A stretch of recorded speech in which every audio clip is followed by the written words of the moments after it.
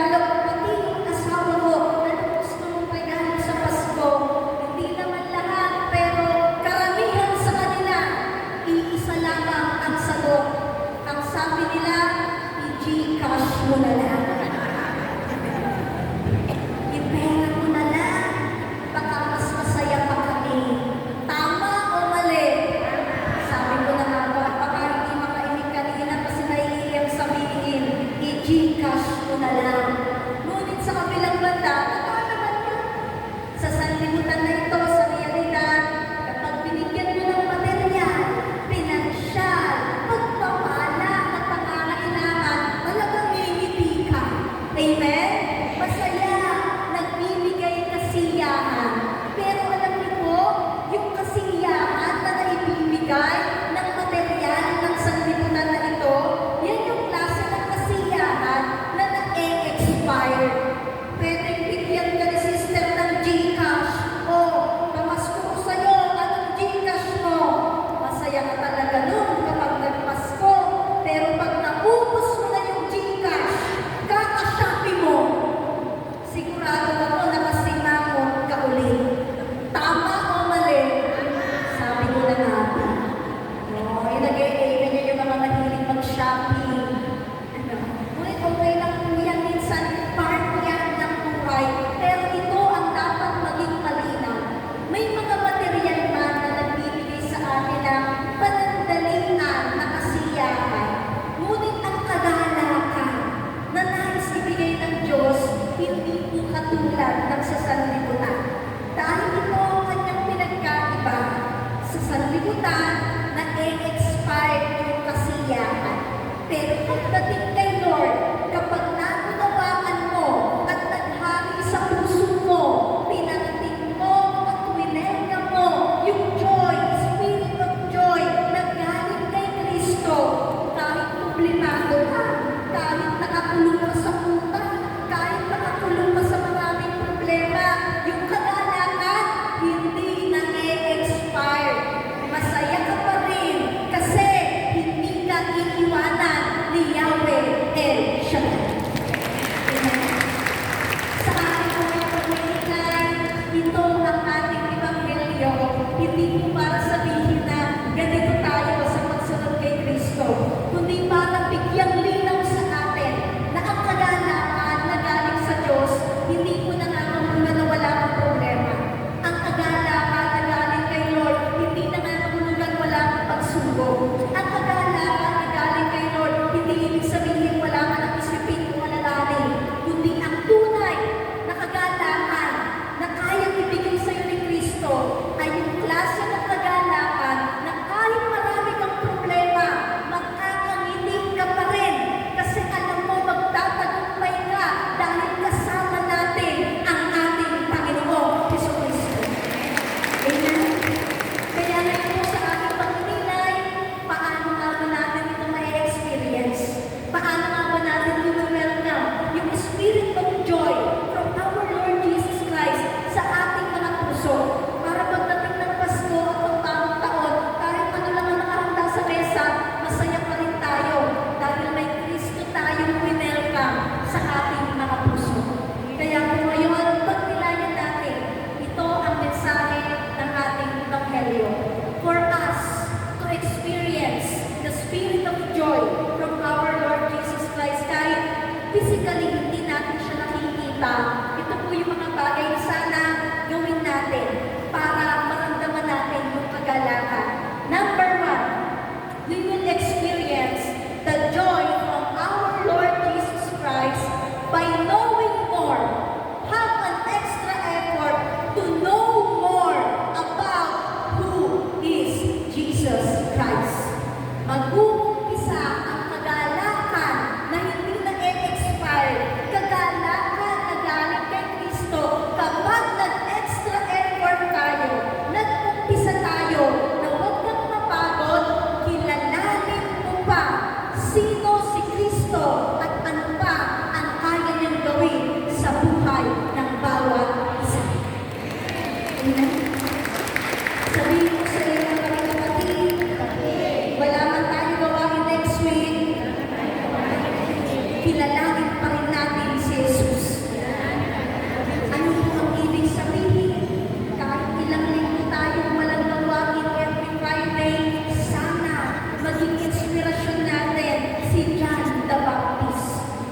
Sabi po sa binasa natin, Matthew chapter 11 verses 2 to 3, nang marinig na balitaan ni Juan Bautista na nasa kulungan siya, pero nabalitaan niya may ginagawang himala itong si Jesucristo. Ang sabi po dito, nagsugo si Juan ng kanyang alipin para tanungin si Jesus, para kilalanin si Jesus, para maging witness sino ba talaga si Jesus. Kapag tinignan natin ang maigi, inilagay ko yung sarili ko kay John the Baptist. Napakinggan mo, nandiyan daw si Jesus gumagawa ng himala at ayan ang gagawin ko. Pinakita ni John the Baptist, kahit nakulong siya, hindi siya nagpaawan. Gumawa pa rin siya ng effort, sino si Jesus. Kahit na nakakulong siya, wala siyang kakayanan na pumunta personally kay Jesus. Yung lahat na pwede niyang gawin, ginawa niya. Kung hindi niya kayang personal na pumunta, meron siyang sinabihan, pumunta kayo kay Jesus. Kilalanin niyo si Jesus. Mas lumapit kayo kay Jesus. Tingnan niyo ang kayang gawin ni Jesus. Pinapakilala niya pa rin si Jesus. Tayo,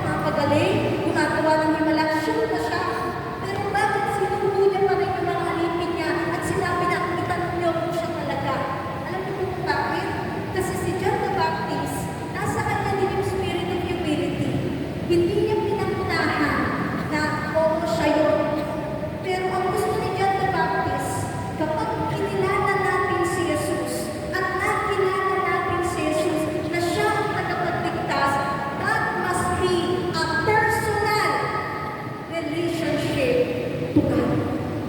Kaya nga nung nagtanong itong mga alagad ni Juan Bautista, ang sabi ko, yung ba yung inaantay namin? Hindi sumagot directly si Jesus. Hindi niya sinabi din ang ako nga. Pero anong sinabi ng Diyos? Bumalik kayo kay Juan, sabihin niyo sa kanya, ang narinig niyo at inyong nakita, that must be personal. Ito po ay paalaala na kapag sumusunod tayo sa panawagan ng Diyos, i-lead natin sila kay Jesus. Itulong din natin sila kay Jesus. At ang pagkilala kay Jesus, pagkakaroon ng extra effort na tayo mismo lumapit para makilala natin si Jesus, it must be personal. Personal mong pakinggan anong sinasabi sa'yo ng Diyos. Personal mong nakita, ito pala yung kanyang gawin ni Lord sa buhay ko.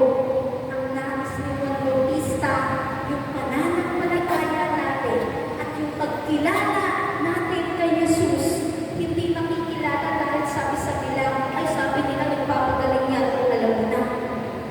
Pero hindi, ang ginawa ni John the Baptist, pumunta kayo, tingnan niyo mismo kung anong ginagawa niya.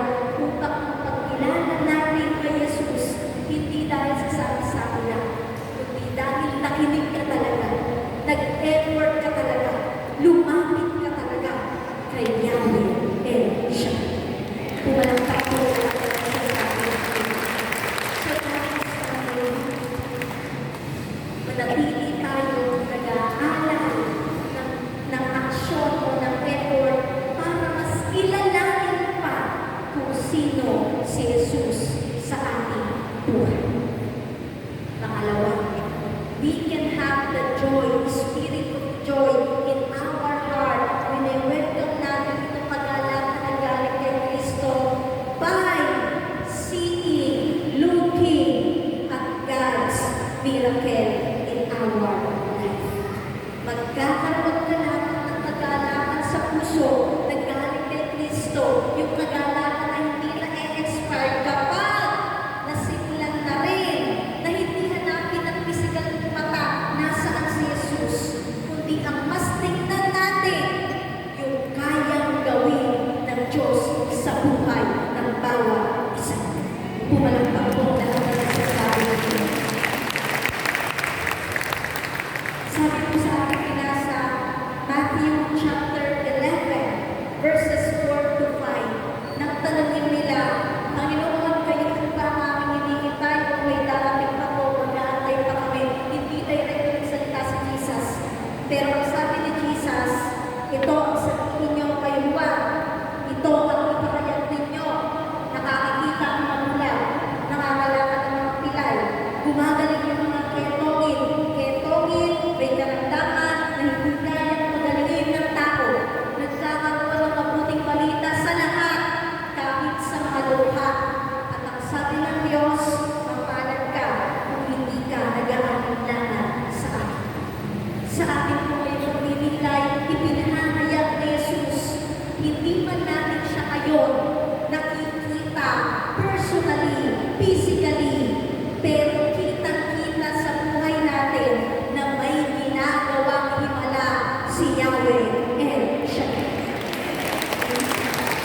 Kung gusto mo natin ang pag-aalakan na galing kay Kristo, hindi man tayo nakakakita physically ng Jesus na physical na buhay dahil siya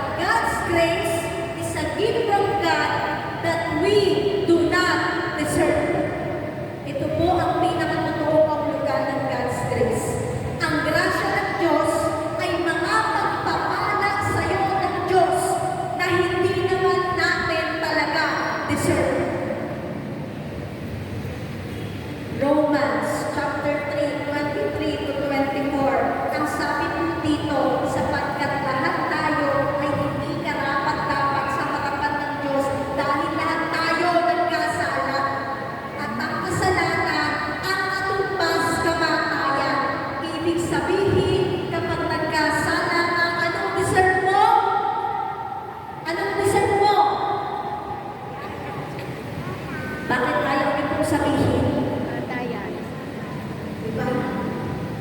Pero kapag binasa niyo po yung verse 24, naaabutan yung grasya ng Diyos. Lagi tayong sinasalo ng grasya ng Diyos. Ang sabi sa verse 24, ngunit ganun na lamang ang kabutihang loob ng Panginoon. Binigay niya ang ating Panginoon sa Kristo upang sinong sumampalataya, lahat ng makasalanan nakalaya na sa grasya ng Diyos. That is God's grace. Another example, God's grace, regalo sa'yo ng Diyos, blessing sa'yo ni Lord na hindi mo deserve. Example, nagpe-pray ka, Lord, sana po bumalik na ako. Humaba pa ang buhay ko. Ano man yung hindi normal, sana pag nagpalaboratory ako, normal na, Lord, please. Sino gusto bumalik? Sino may sakit? Di ba nagbabaan ko lang? Madalas ganyan po, no? Prayer, lalo na pag hindi normal bigla yung sugar. Tapos yung dugo, medyo, yung blood pressure, medyo tumataas bigla. Talagang napapalo, umiiyak-iyak ka, no? Sana normal, gusto ko pa kumaba ang buhay ko. Pero minsan pag ninilayang ito natin, bakit ka ba nagkasakit? Bakit nagkasakit? Bakit nagkasakit? Eh, ang sarap po kasi ng lechon, Sister Leanne. Pag po kasi kumakain ka sa labas, parang ang sarap pumunta dun sa Only Rice. Tama o mali? Sabi ko naman. O kahit nasa bahay lang, ang sarap ng kain, nakakabay pa, kasi medyo mainit. Okay lang, kahit anong lang, masarap kumain. Basta sa tabi, merong soft drinks. Tama o mali? Sabi ko naman. Diba? So, umpisa lang po yan kasi pag nag-50 years old ka na, nag-60 years old ka na, dyan na maniningil yan. Tama? Sabi ko na. Diba? Tapos kapag naningil na, tsaka ka ngayon iiyak, Lord, please, gusto ko bang mababuhay ko? Marami pa akong takbo, kaalagaan ko yun. Diba? Sabihin mo sa katabi mo, kapatid, deserve. Bakit? Pasaway tayo eh. Wala naman siguro exempted kahit ako po. Pasaway minsan.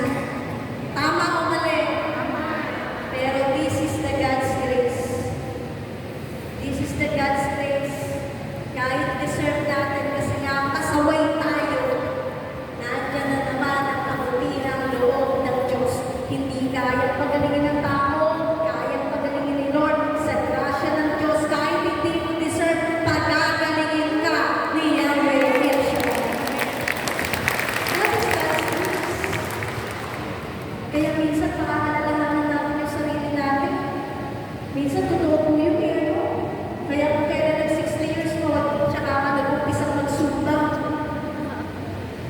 Tapos kung kailan naging 60 years old, tsaka kaya sister, walking naman tayo.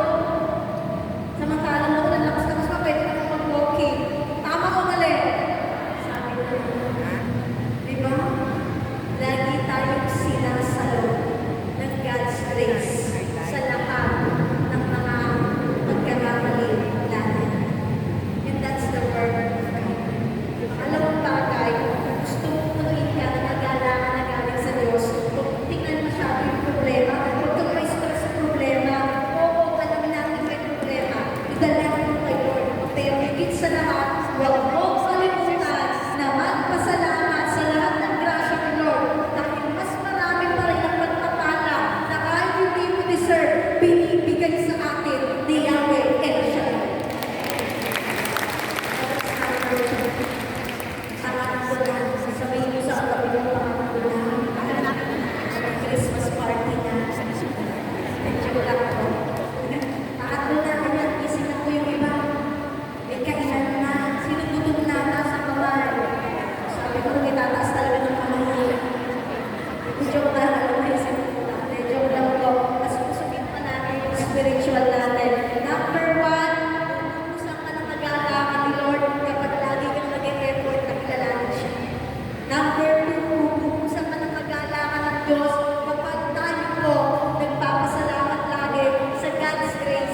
miracle, God's work in our life.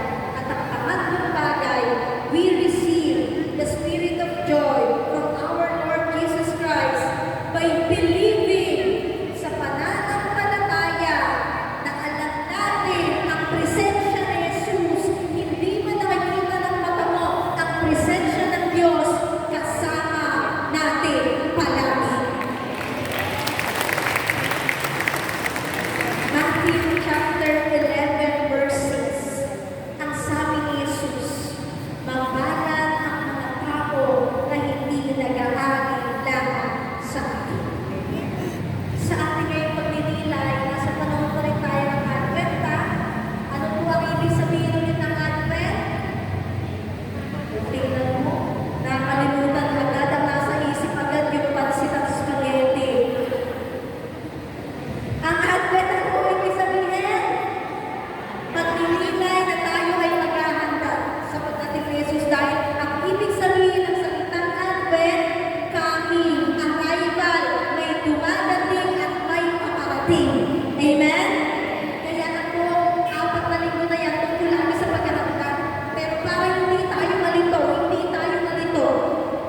in our catechism, sa simbahan Katoliko, may 30 mukha ng pagdating ng Diyos. Baka kung tinanong mo pa yung isa-isa, kailan dumating si Jesus o kailan siya dadating, baka iba-ibang sagot natin eh.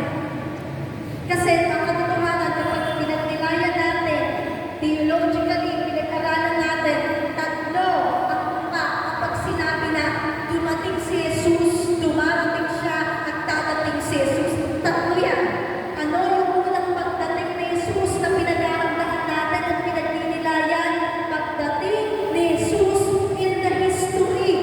Past, nangyari na, dumating na si Jesus. Kaya ang Advent, madalas pinagninilayan bago mag-December 25. Kasi yung December 25, ano po ang sineselebrate natin? Birthday ni Jesus. Kala ko birthday ng kapitbahay niyo. Birthday ni Jesus. Birthday ni Jesus. May Jesus na sanggol. Tanda na meron dumating na Jesus na nagugat ng kanyang pagka-Diyos at niyaman ang magiging tao. Dumating si Jesus sa sanlibutan para siya maging tagapagligtas natin sa pag-aalay ng buhay sa krus. Yun yung ang unang larawan ng pagdating ni Jesus in the past. Yung history na pinagdinilayan natin na buhay ni Jesus, na dumating pala si Jesus sa buhay natin, na nagkatawang tao siya, inialay ang buhay sa krus, at naging tagapagligtas natin, at nilinis niya ang kasalanan ng sanlibutan. Number 1. Pangalawa, may pangalawang pagdating si Jesus na pinaghahandaan din natin. Kapag nababasa natin sa Bible, laging maging isip pananampalataya mo, sister, huwag kang tutulog-tulog. Lagi tayong maging tapat na nananalig pagsunod sa ating Panginoon dahil walang nakakaalam ng araw ng kanyang pagdating. Ang tinutukoy na po dito, in theological term, parousia, o yung tinatawag na end of the world and also the judgment day. Ang pangalawang pagdating ni Jesus sa future, mag-aalala, future, walang may alam kung anong date nun, walang may alam kung kailan ang araw at oras na yun, basta ang sinasabi ni Lord, promise niya, darating siya in the future, pero sa pagdating na ito, hindi na tulad ng una niyang pagdating. Yung una na kasi pagdating, nasa krus siya, may magnanakaw, Lord, hiningin na kitang hari, pag naghahari ka na, sana isama mo ko, patawarin mo na ako. O sige, dahil nagsisisi ka, isasama na kita. Hindi na gano'n. Yung pangalawang pagdating niya, yung parousia, judgment day na yun. Yun na yung araw na ihihiwalay na talaga ang tupa sa kambing. Kaya dapat pinaghahandaan din yan. Sabihin mo sa katabi mo, manatili kang gising. Huwag kang tutulog-tulog. At ano yung pangatlo? Sister, meron 3 yung pagdating niya. Una, pagdating niya nung past, nung nagkatawang tao siya.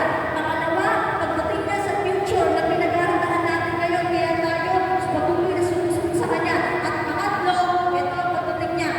Pagdating at dumadating si Jesus sa atin ngayon. Sino maniniwala na